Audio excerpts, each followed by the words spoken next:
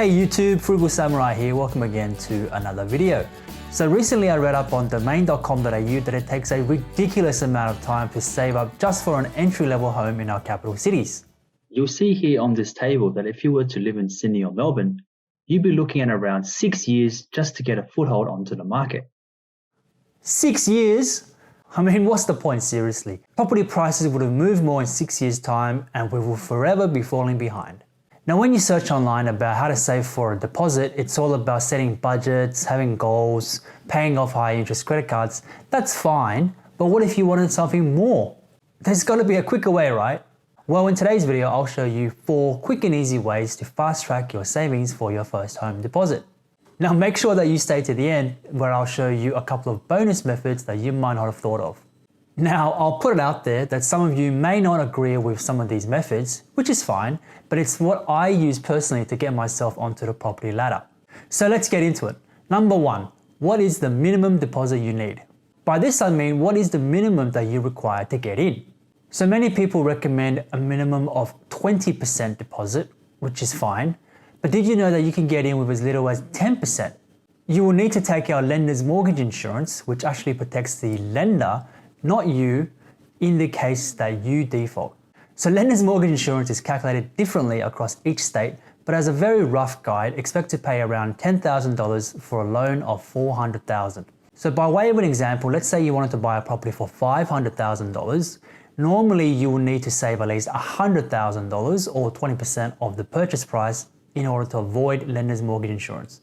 But let's say you only had $50,000, then you will need to take out lender's mortgage insurance in order to obtain the loan of $450,000. Now believe me, I know that it hurts to pay a few extra thousand, but believe me, it is quicker than saving that extra $50,000 to get in. Also, lender's mortgage insurance can be capitalized or added onto a loan should you wish. So this brings us to number 2, which is to sell unwanted items. So if you have any unused items at home, you could think about selling them for extra cash. There's a whole range of online marketplaces to sell from, such as Gumtree, eBay, Amazon Australia, or Trading Post, and there is no limit on what you can sell. Now personally, I've sold all sorts of random things online, from old furniture to Mrs. Frugal Samurai's designer items, old fridges and microwaves, even random things like old retro video games. Now if you're really radical, you can think about selling your car or at least downgrading or taking public transport. Now this is not for everyone of course, but selling your car does boost your savings by a few thousand instantly.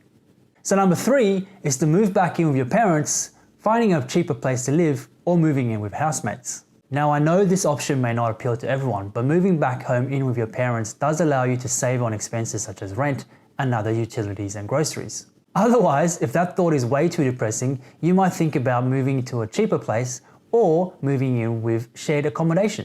By moving in with flatmates, this allows you to split bills such as groceries and utilities. There are a number of online platforms allowing you to do this, such as Gumtree and flatmates.com.au. And if you do move in, ensure everyone has an agreement in place so that everyone is on the same page. And number 4 is to shop at cheaper stores. Now instead of going to Woolies or Coles, why not go to Aldi or Costco? Because you don't have to live off less to save money, you just have to buy more with less. You can buy more things with the same amount of money by shopping at discount stores, or buy things when they're on special, or even thinking about buying things in bulk. Personally, I always buy things in bulk for non-perishable items like shampoo, conditioner, dishwashing liquid and the like. The same goes with buying more expensive items such as electricals and white goods. You can find cheaper prices by doing your research and asking them to price match. And here are a couple of bonus tips for you, starting with number 5, which is to take advantage of government assistance. If you are a first home buyer, there are heaps of schemes and grants available for you, such as the First Home Owner Grant. This is when you receive a subsidy or a grant from your state government up to $20,000 in some states, as well as a reduction or a waiver in stamp duty. The First Home Super Saver Scheme. This lets first home buyers save a deposit through their super. So you can make $15,000 of voluntary superannuation contributions per year that can go towards the purchase of your first home. So you can do this over 2 years for the maximum allowed amount of $30,000.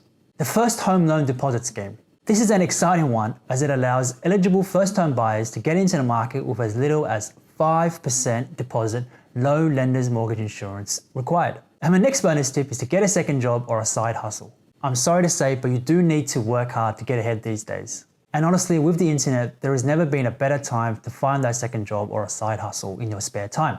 Now you could do all sorts of random jobs, from being an Uber driver to starting up your own business, being a dog walker, doing online surveys, or even just applying to be the checkout chick or the stacker guy at your local Woolies.